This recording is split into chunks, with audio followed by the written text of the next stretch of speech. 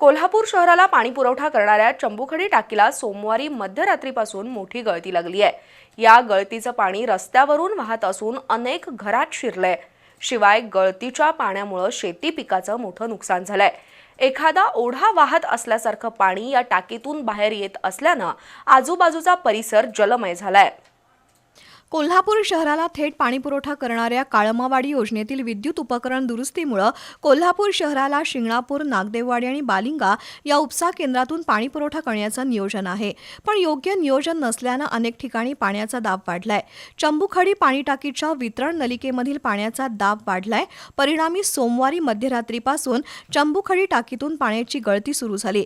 एखादा ओढा वाहिल्यासारखं गळतीचं पाणी धो धो वाहत आहे।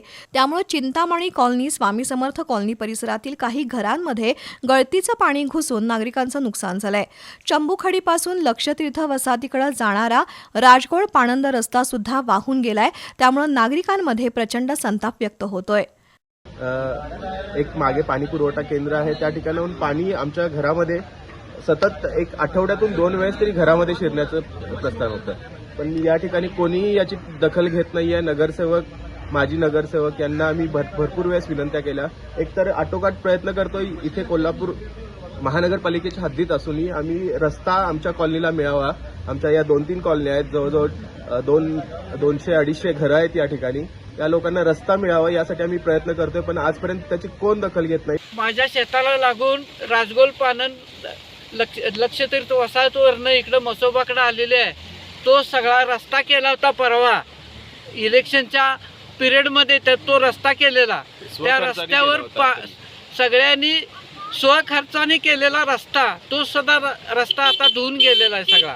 आणि इथं कुणाचाही दाद कोणीही घेत नाही। आणि काही झालं, आता माझं लाखो रुपयाचं नुकसान झालंय, पण याला कोणी विचारू शकत नाही किंवा कुणाकडे मी दाद मागू शकत नाही।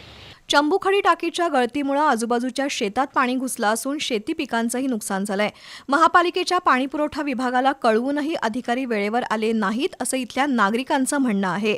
पाणीपुरवठा विभागाच्या नियोजन शून्य कारभारामुळे लाखो लिटर शुद्ध पाणी वाहून तर गेलंच, शिवाय नव्यानं केलेला रस्ताही वाहून गेला। तसंच अनेक घरात पाणी शिरल्यानं नागरिकांची मोठी तारांबळ उडाली।